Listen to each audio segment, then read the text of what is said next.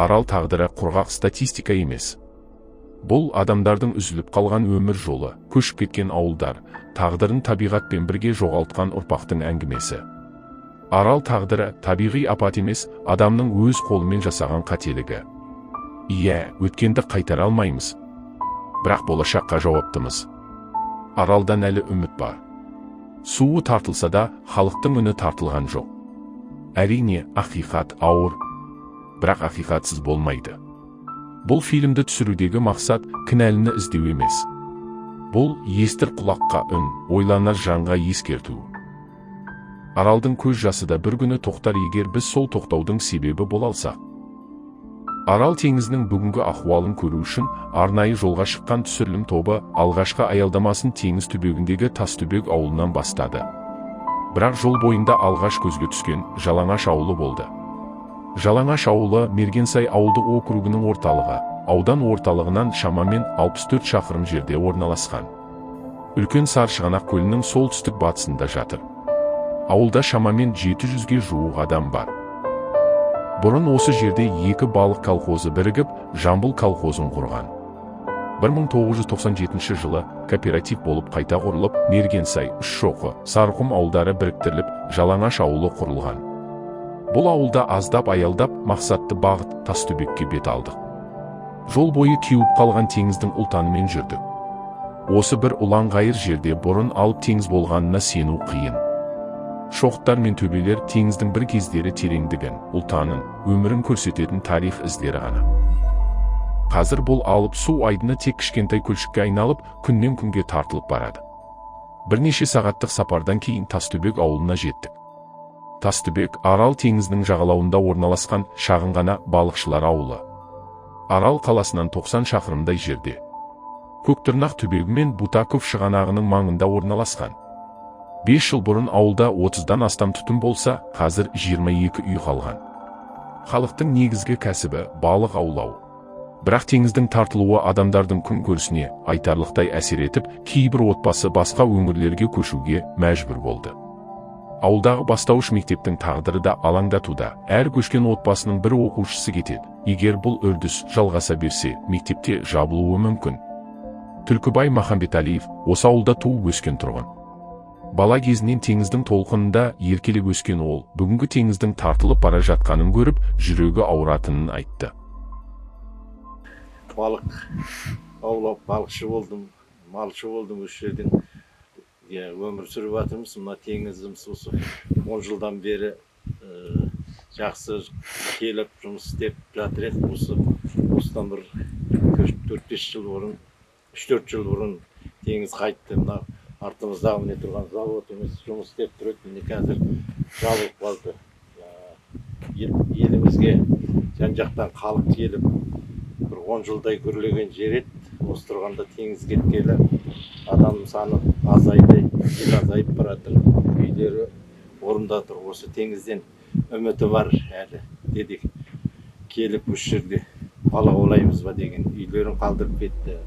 Кезінде бұл ауылдың жүрегіндей соғып тұрған балық өңдеу мен сақтау зауыты бүгін тып-тыныш. Бір кездері таң атпай жүк көліктері кіріп шығып, ауласы балықшылардың даусына толып жататын. Қаз-қатар тізілген торлар, буы бұрқыраған цехтар, жұмысы қыз-қыз қайнап тұрған қызу тіршілік, бәрі өткен күннің елесі секілді. Қазір сол аула қаңырап бос тұр, темір есіктері желмен ғана сыңсып қояды. Себеп жалғыз. Теңіз қайырлап, балықсыз қалған. Теңізсіз тірлікте тұралап, зауытта үнсіз қалды. Бұрын ауылда асыраған кәсіптің орнына енді тек уақыттың ізі ғана қалғандай. Бірақ бұл өлкенің жаны сөнбегенін білесің, теңіз оралса, тіршілікте қайта түлеймін деп тұр. Теңіз ауылдан алыстаған сайын ауылдың берекесі де біртіндеп кете бастағандай. Қазір теңіз іргеден 7 метрдей төмендеп тартылған. Ауылдағы балықшылар әлі де теңізді жағалап, бұйырған несібелерін теріп жүр. Аралдың суы тартылса, мұндағы тіршілікте тоқтайды деуге болады. Қазір солтүстік арал тағы да тартылып, су азайып барады. Бірақ Тастүбектің тіршілігі атам заманнан бері өзгермеген. Балықшылар күн сайын ау салады да, соған түскен азғандай олжасын жинап алады. Бержан есімді балықшы осы ауылда ата кәсібін жалғастырып, балаларының болашағы үшін күн көріп отыр. Осыған да қазір балық вообще жоқтың қасы теңізде. Осыдан 5-6 жыл бұрын осы жақында үй сатуға балық болған кезде келгенбіз. Иә. Енді қазір осында үйлердің бәрі қаңырап тұр. Балықшы аз ба көріністі. Олар қайтып қалады балықшылар. Басқа балықшылар жоқ. Бәрі қайтып кеткен. Су қайтып қалып отыр ма? Су жоқ. Су жоқ. Иә. Балық жоқ. Былтырдан бері тартып кеткені бар емес та. Былтырдан бері 150 метрдей тартып кетті.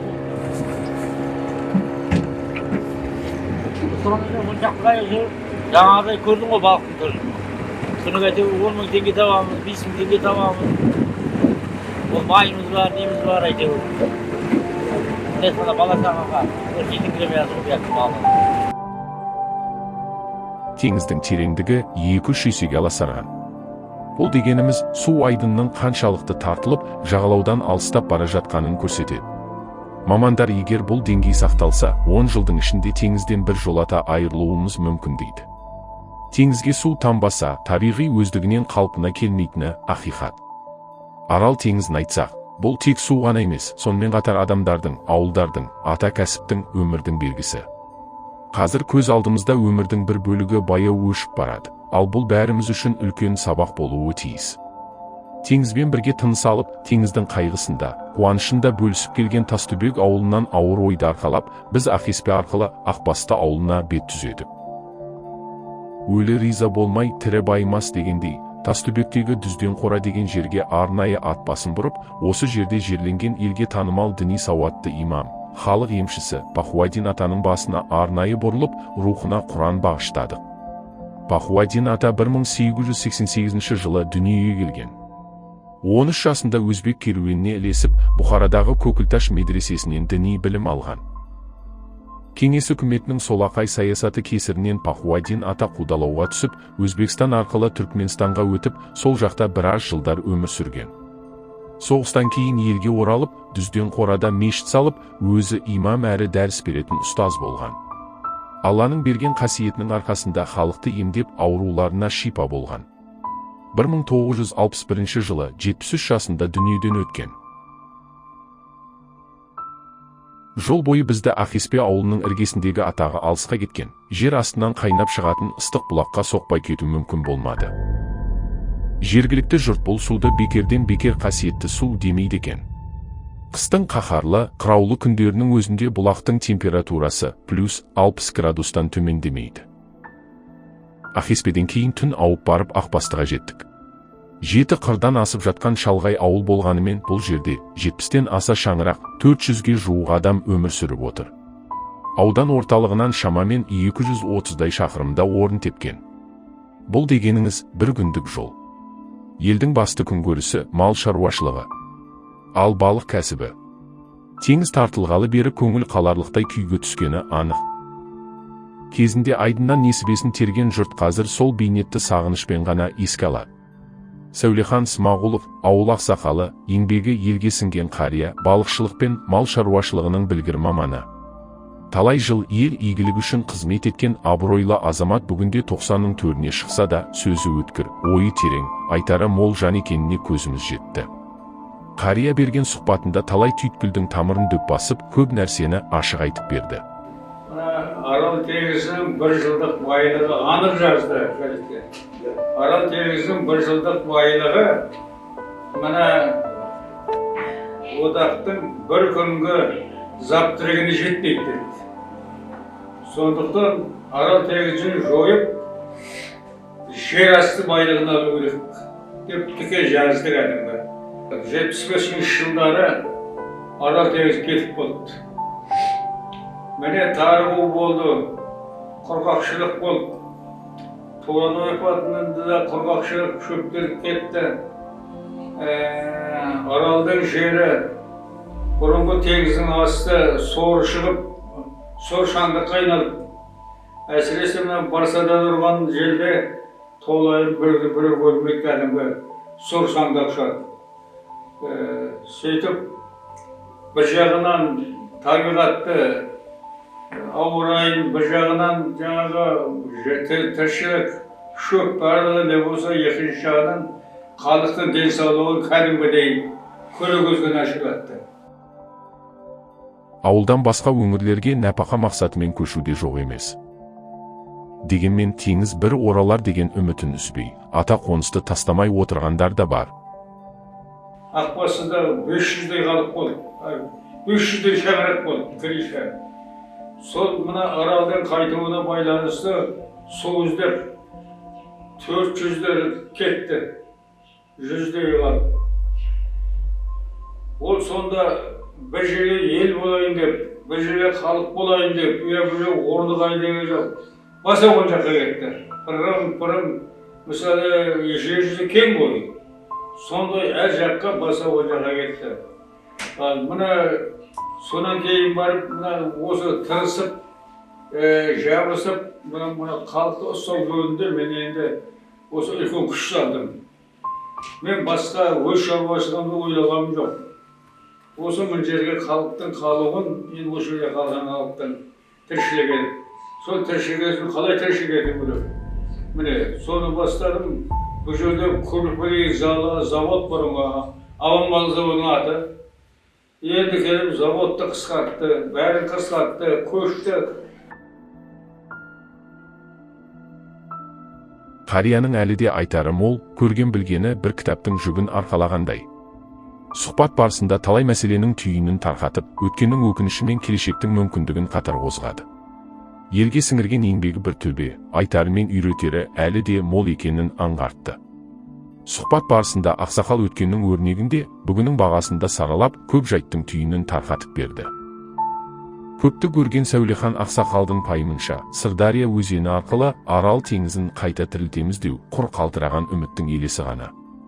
Өйткені Дарияның арнасы Аралдан төменде жатыр. Оның үстіне өзен суы жыл сайын күріштікке сорылып, теңізге жетуге шамасы келмей қиналып бітеді. Мәселенің шешімі Сырдария емес дейді ақсақал. Теңізді толтыру үшін солтүстіктің мол сулы аймағынан су бұру керек. Сол жақ жауын шашынды, қысы ұзақ, қар қалың түсетін өңір. Негізгі үміт те сол жақта. Мына 350 жерге келіп жатыр. Торғай өзені. Бұл Сібірде су көп. Сібірде жауын көп. Мысалы алдыңғы жөніп бүткіл халқы судан құтыла алмай қырылып бара жатыр. Сол Торғайдың бұрынғы зерттесем, Торғай бұрын жер жаралағанда Аралға Торғай сырда құйған. Бірақ енді мына климаттың несіне байланысты, өзгерістерге байланысты. Қапталында Құрдым деген жер бар. Бері келатқанда мына солтүстік шығыс қапталында. Құрдым 2 километр қашықтан Торғайдан. Торғай кетіп баратыр, Жайсаңбай дейтін көлге құяды. Жайсаңбай көлінен Құрдымға шығып, 1 километр барып, сол жоқ болады. Бірақ бұл қысы жазды құйып жатыр. Енді бұның бұрын Аралға құйған жері бар дейді іздері. Енді оны енді мына табиғи құбылысқа байланысты жойылып кеткен, ойпат, қыр болды, не болды. Бірақ Құрдымның құюы Аралға қиын емес, өйткені ол Аралдан биік тұрады. Солтүстік жақта ылдиға қарап келеді. Сондықтан ол Құрдымды Аралға құйса, бақасыше көлге септеп, енді сырдан дәме жоқ дым. Сонан Құрдым Аралдың өзің ішін толтырады.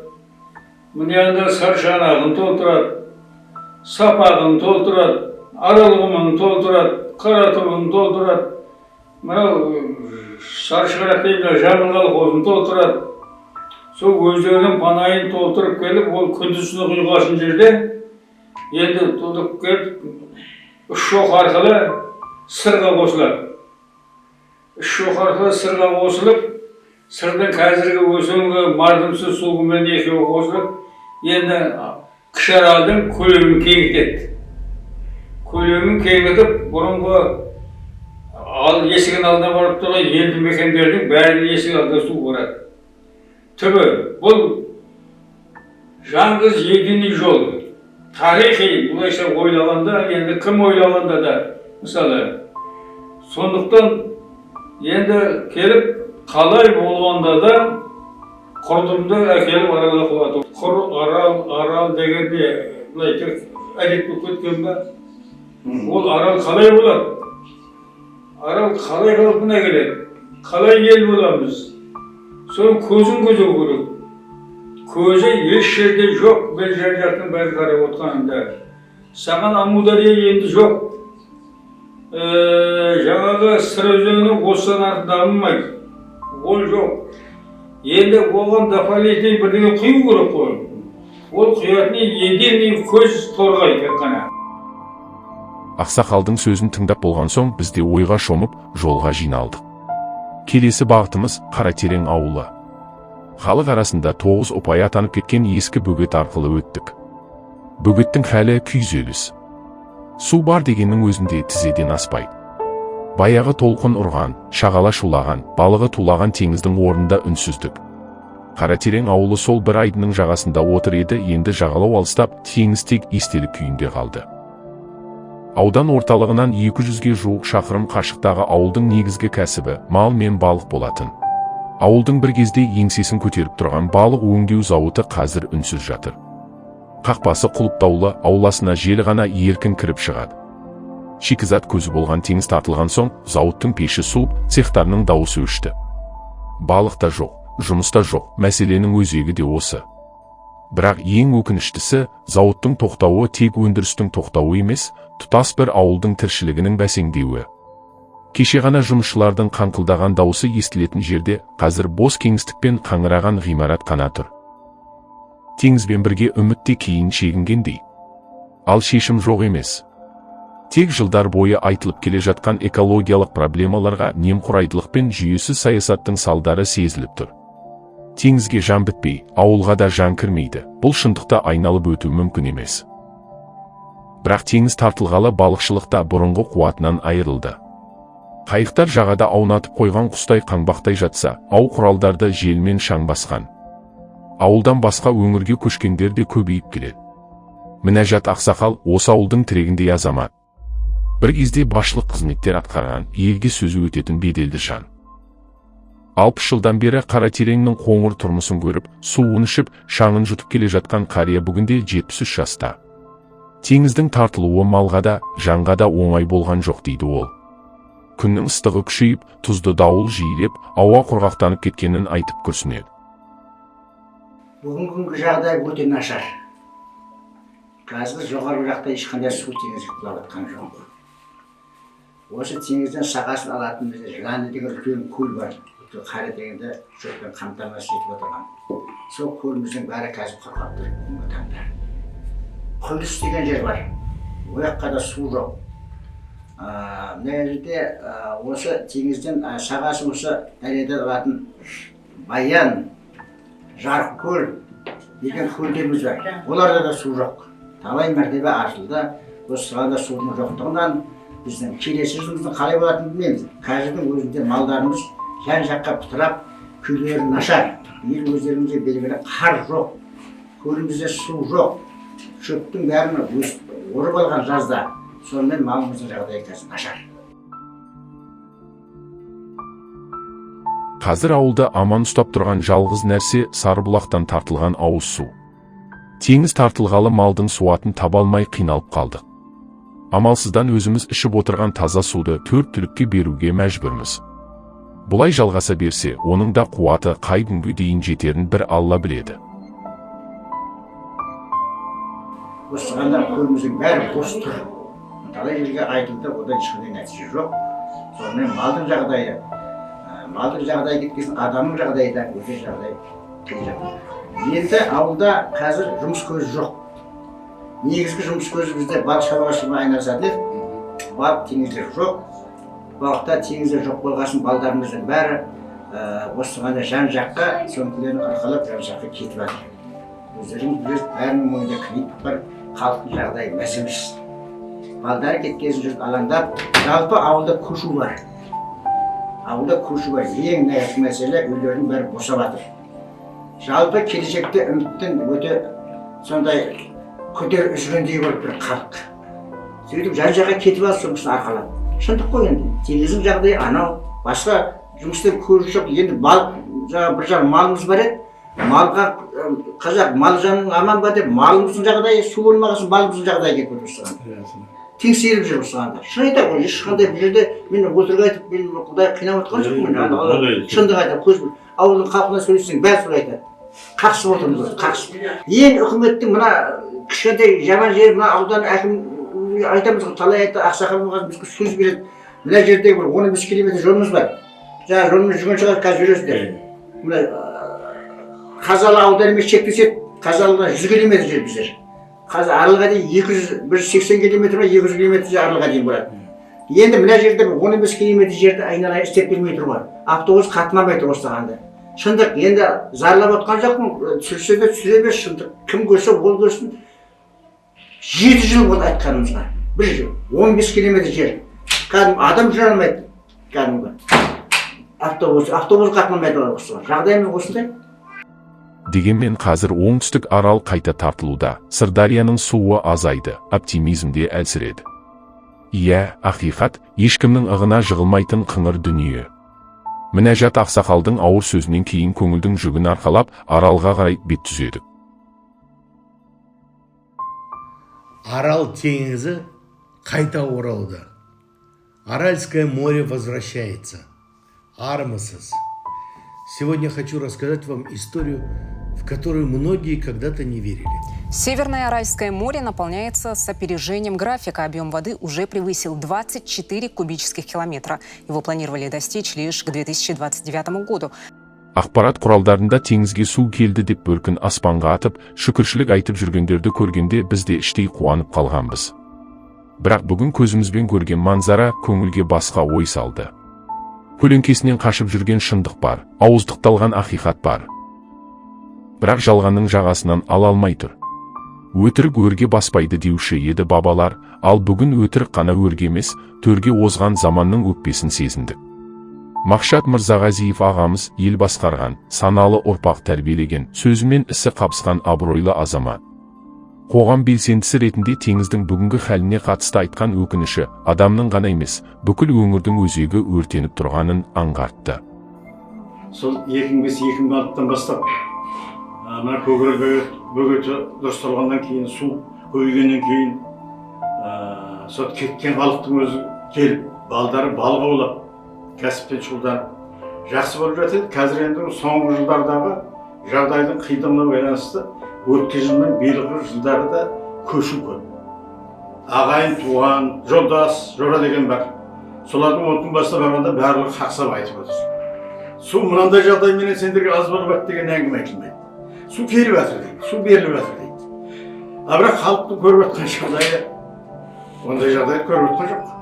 Сондықтан халықтың барлығы бір өтірік айтып, Аралдың халқы бір өтірік шығып деген нәрсені ешкім айта алмайды.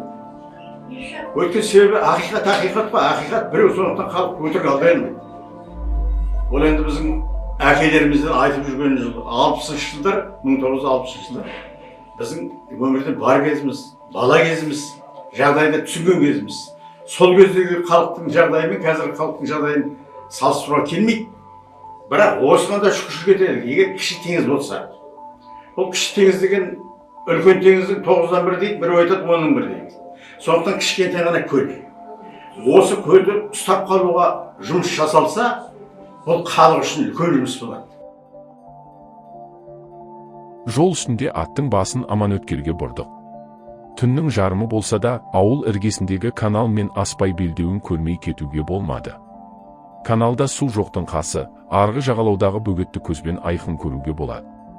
Әдетте, артық су осы аспай арқылы Қамыстыбас пен өзге көлдерге құюы тиіс. Бірақ мұнда тамшы да жоқ. Өткен, міне су жоқ. Осыдан су асып, Ағылаққа бару керек, ары қарай Арал теңізде бару керек, кіші біздің теңізге. Өкінішке орай, міне қараңыздар, жер шығып жатыр. Осы көріністен ақ соңғы жылдары Сырдариядан Аралға жететін су мөлшерін шамалай беріңіз. Теңізге су келіп, айдың кемеріне келіп жатыр дейтін қуанышты хабар. Рас болса, неге Аралдың өз төріндегі балық базарында Дагестан мен Атыраудан ағылған балық қаптап тұр? Егер расымен де тұздылығы азайып, суы молайған теңіз тіріліп келе жатса, неге оның балығы өз жерінде табылмайды? Күн көрісін қаңқылдаған қырғауыл емес, қаңғырған қайық емес, дәл осы балықтан тауып отырған базардағы саудагерлердің өзі, теңізде балық жоқ. Сатылып жатқанның көбі сырттан келген тауар деп қабағын түйеді. Ендеше жалған қуаныштың жел айдаған көбігі кімге керек болды? Дархан базарында балық саттым, 20 жылдай балық саттым, қазір зейнеттемін. Сонда да қарап отпаймыз, бала шағаның қамы ғой деп, тіршілік істейміз, кашули сатамыз, себеже сатамыз. Содан кейін соңғы кезде ақбалық деген балықты жоғалып кетті. Жоқ, ақбалық, тыран деген балықты қошы көрмейміз. Осы ғана бейді ғана шамалы ақбалықтың баласы сылама сол көрініп жатыр енді. Қайдам енді, рағына сазан, мүңке деген балықтар мүңке жоқ. Майда, машақ деген балықтар, сосын торта деген баяғы торталар деу болады еді. Торта деген ошы жоқ қазір. Қазір енді қалай қылсын енді, бөтен тіршілік жоқ, жұмыс жоқ. Істейтін. Сонымен енді әркім тіршілік үшін әйтеуір кәсіпкерлер бар, неден әкеледі, Атыраудан, Дагестаннан, соны балық сатып алды. Жоқ, сырттан, Дагестан деген жер бар, содан келіп тұр ол балық. Сосын рет арасында келеді, Қазалда питомник бар, содан келеді енді май балықтар. Аз-маз болды да. Бірақ енді көбіне біз Атыраудың балығы кеттік. Сырттың балығын сатып тұр, Тырандар келеді, ол балқаштығы. Тыран деген балық, ол балқаштың балығы. Біздің ауылда осы балықтың түрі қалмады, қазір жаңағы тісті дейді, көксерге дейді ма, соны қазір. Сол да қазір жарты метр, жарты келдіктер ғана, не дедіңдер, тістен де тісті қалған жоқ. Сол енді, бірақ енді мекеме бар еді, жылға мекемені салып атып, білмеймін, олар не істеп атқан. Әйтеуір салып атып, бірақ ештеңе де жоқ, оларда көбісі жауып атыр ғой, бірақ енді. Білмеймін сол. Бірақ енді сол тіршілігіміз болса енді, бірақ сонда да әлде жаңағы не қыламыз, теңізіміз келсе екен, халық әйтеуір еңбегі, мән нәпақасын тапса екен деп. Арал қаласы бүгінде көркейіп келеді. Бұл көз қуантарлық жағдай әрине. Дегенмен де өзінің экологиясы аз болғандай қала іргесіндегі түрлі лас су қалдықтарын төгетін алқап туралы не айтуға болады. Иісі қолқаңды қабатындай сасық иіс шақырымнан сезіледі. Оған басқалай амал қарастыруға болмас па еді? Әлде бұл қалдықтар мен қоқыстар мен тың жерді тыңайтудың табиғи жолы ма? Қазақстан Республикасының экологиялық кодексінде полигон тұрғын аймақтан тыс, әрі адам денсаулығына қауіп төндірмеуі тиіс деп көрсетілген. Бірақ мына кадрлардан өздеріңіз көріп отырғандай лас су қалдықтарын мен тұрмыстық қалдықтарды төгетін және өртейтін аймақтың маңында тұрғын үйлер орналасқан. Бұны қалай түсінуге болады?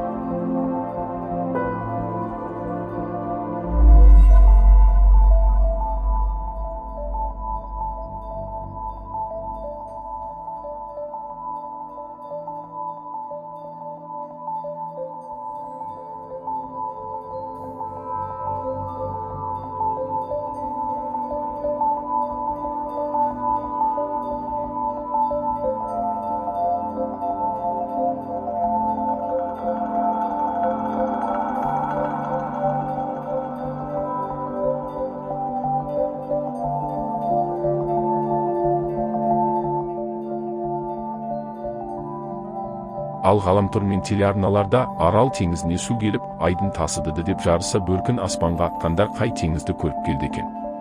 Тура осы халықтың көз алдында жатқан, күні кеше тамшы суын аялап отырған біздің Арал ма, әлде қиял теңізі ме? Аудан мен облыс халқы теңізден жырақта, жағдайды білмейді деп ойлағандары ма? Жоқ, әлде дәл теңіздің жағасында отырған ауылдың қарапайым жұртына қарауға ар намыс жетпей ме? Ақиқаттың жүзі тастай салқын, бірақ сол салқынды айнаға қарағандай анық көріп тұрған халықты алдау елдің арына, табиғаттың зардабына жасалған қиянаттың ең ауыры. Теңіз туралы әр сөз ертеңгі ұрпақтың тағдыры. Сондықтан бұл жалған дақпырттың иесі кім болса да шындықтың дауысын тұншықтыра алмайды. Осы Арал мәселесін ашық айтып, үн қосып жүрген Тұран Ойпаты, Арал теңізі қоғамдық бірлестігінің белсенділері түсірілім тобымыздың келгенін естіп, арнайы кездесуге келді. Бірлестік кеңсесінде өткен қысқа ғана әңгімеде олардың жанайқайын, айтайын деген базынасын, жаны ашыған шындығын естідік. Арал қасиетіне ақша бөлетін донорлар.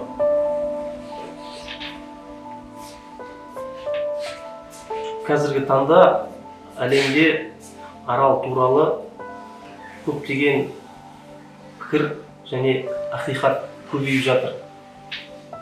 Ол түсінікті. Өйткені бұл жерде үлкен ақша жүр. Біз аралдықтар Аралдың байырғы тұрғынымыз. Бізде де өзіміздің ақиқатымыз бар. Мына бейне фильмдегі кадрды қарап өтсеңіз,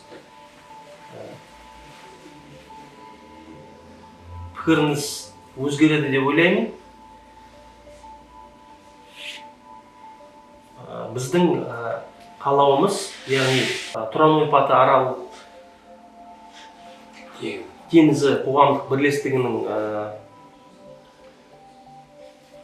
шешімі, ұстанымы, шетелдік қаржылай донорлар Арал қаласында, Арал теңіздің маңына жұмыс істеу керек. Сол кезде бұлар тікелей теңізбен байланысып, осы жердегі халықпен байланысып, анализ пробаларды алып, осы жерде бірден көздеріңіз жетеді, ахуал қандай екені. Ақпараттарға сүйенсек, балықтың теңізде көптігі деген ақпарат, ол жалған ақпарат. Қай нәрсені де жергілікті халықтан артық ешкім білмейді. Ол жерде тұрақты халықтың балықшылар бар. Қазір осы тұрғанда балықшылардың өздері сыртта құрылысқа кетті, Екібастан. Балықтың жоқтығынан қанша балық өңдейтін заводтардың бәрі тұралып қалып, ол кісілердің өздері қазір құрылыста жүр. Сондықтан ол ақиқаттың бәрі осы жерге келген кеңседегі жұмыс істеп отырған адамдар көреді. Осы халықтың етіне араласса, соның бәрі ашылады. Ал мынадай 22 түрлі балықтың түрі бар деген бәрі өтірік ақпарат деуге болады. Аралдың ахуалы, теңіздің судың жоқтығы, балықтың жоқтығы, көзге көрініп тұрған нәрсе бұл. Ешқандай ол жасыратын да ештеңе жоқ. Аралды құтқару қоры бар, басқа да шетелдік осы Аралға қатысы бар қорлардың барлығын осы бір топтастырып, Арал қаласына бір кеңсе ашып, оларды осы халықпен, жергілікті халықпен, ауылдық жердегі халықпен тығыз байланыстырып, барып көруіне сондай мүмкіндік болса, яғни теңізді көзімен көрсе, сондықтан ары қарай өзі теңіздің жағдайын да түсінеді, балықтың қанша түрі бар екенін де біледі. Теңіздің қазір халықтың айтуынша теңіз суы тұзданып кеткен. Соның барлығына көз жеткізсе дейміз, шетелдіктер болсын, осы Аралды құтқару қоры да. Сондықтан енді біз елдің жанашыры азамат ретінде осы Аралды ең біздегі Қазақстанда қазір Аралды құтқару қоры осы Аралдағы болып жатқан жайттарға мән беріп, яғни жаңағыдай қоқыс полигонын, оны ары қарай дамытатын, шағын өңдейтін заводтар салса, жаман жаңағыдай үйден шыққан лас суларды ары қарай өңдейтін де сондай шағын нелерге ақша бөліп, яғни осы таза осы аралға көмектессе деген ойымыз бар. Бұл жерде біздің мақсат біреудің сөзін теріске шығару, жалған дабыра тудыру емес. Мәселе тек ақиқатты айту. Халыққа шынайы көріністі жеткізу. Осы бағытта жылдар бойы елдің сөзін билікке жеткізіп жүрген Арал өңірінің жанашыры Жомарт Қартбайұлы да туған жеріне алаңдаған ойын бүкпесіз айтты. Ассалаумағалейкум, қайырлы күн қазақ елі. Біздің бұл фильм түсірудегі негізгі мақсатымыз тырнақ астынан кіріздеу емес, бүгінгі таңдағы Арал халқының, Арал теңізінің өңіріндегі әлеуметтік ахуалды, шынайы ахуалды жеткізу еді. Биылғы жылы Қазақстан Республикасының президенті Қасым-Жомарт Кемелұлының Біріккен ұлттар ұйымының 80-ші ассамблеясында Қазақстан халқына үндеуінде Арал теңізіне сәйкес Арал теңіздің 38% сақталғанын, жүзіліктің 2% кемігенін және де 20-дан аса балықтың түрінің өсіп жатқан туралы баяндама жасады. Өкінішке орай, біздің президентімізге құзырлы мекемелердің берген теріс мағлұматтарына сәйкес осындай баяндама жасауға мәжбүр. Өйткені кеше ғана осы 10 күндіктің ішінде біз өзіміздің тобымызбен Арал ауданы, Арал теңізін толыққанды кіші аралды аралап шығып, бүгінгі халықтың әлеуметтік ахуалын, теңіздің жағдайын көріп, видео түсірілім жасап қайтқан едік. Өкінішті ақ пен қараның арасы тау мен тастай. Құзырлы мекемелердің, мына заманауи блогерлердің беріп отқан елге ақпараттары теріс. Біз осы жақын арада Қазақстан Республикасының бас прокуратурына, Қазақстан Республикалық ұлттық комитетіне осы теріс мағлұмат беріп, теріс ақпарат беріп отқан құзырлы мекемелерді заң шеңберінде жауапқа тартуын шақырғанбыз. Өйткені бұлар өз істерімен қазақ халқын, президентті, үкіметті алдап және де осы арқылы бүкіл жер бетіндегі мемлекеттерге жалған ақпарат беруге жол ашып отыр. Осыған тоқтам жасауын сұраймыз. Егер де Арал теңізі бүгінгі халі осындай сақтала беретін болса, 5 жыл, 10 жылда Арал теңізі емес, Арал құмы болып тарихта қалады. Су жоқ, балықтар жоқ, дүзі көпіріп, бетіне шығып жатыр. Сырдарияның бойында су жоқ, көлдері кеуіп кеткен, халықтың әлеуметтік ахуалы өте нашар, сыртқа көшіп, бас сауғалауға мәжбүр. Өкінішті осыларға тоқтам жасап, заң шеңберінде, оның үстінде біздің Қазақстан Республикасы, соның ішінде Қасым-Жомарт Кемелі, халықаралық Аралды құтқару қорының басшысы, осы 3 жылғы өзінің құзырын пайдаланып отырып, келесі жылы өтетін саммитте де осы Арал теңізінің ахуалы, Арал халқының әлеуметтік ахуалы 92 жылғы заңдардың күшіне мінуге мұрындық болып атсалысса деп өтініп сұраймыз. Айтарымыздың түйіні халықтың көзі ашық, көкірегі ояу. Әркім айтылғанның түп мәнісін намысы мен ар-ожданның тарасында өзі өлшей жатар. Арал теңізі Алланың осы өңірге берген несібесі. Теңіз тек балықпен ғана асыраған жоқ, ол тұтас экожүйені теңестіріп, флора мен фаунаның тынысын ашып тұрған үлкен тіршілік алабы болатын. Енді теңіз тарылған соң, көл табанынан көтерілген тұзды шаң мен пестицидтер адам денсаулығын, жан-жануарды, жасыл әлемді улап, бүкіл өңірді шөлге айналдыруда. Соған қарамастан жартылай өлі теңіздің жағасында тірлік жалғасып жатыр. Халық ғасырлар бойы ата-бабасының кәсібін жалғастырып, әлі күнге дейін балық аулап күнелтеді. Жергілікті тұрғындар ыстыққа, шаң мен желге үйреніп, қиыншылыққа төтеп беруге дағдыланған. Арал теңізінің тағдыры тек табиғат трагедиясы емес, адамдардың күнделікті тіршілігімен, ата кәсіппен, өмірмен байланысты қасірет. Бұл жол бізді теңіздің жүрегіне ғана емес, өзіміздің кешегімізге апарған сапар болды.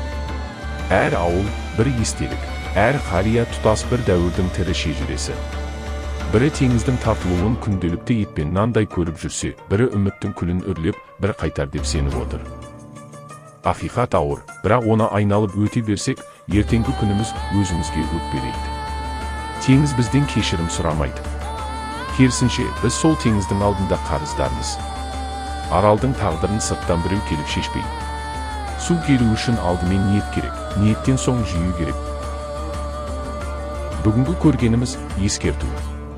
Ертеңгі істеріміз жауап. Бұл фильм соған берілген ант секілді. Естіген құлақ елемей қалмас, көрген көз теріс айналмас деп сенеміз. Өйткені Аралдың көз жасы тоқтайтын күн бар. Бірақ ол күнді жақындататын да, алыстататын да біз.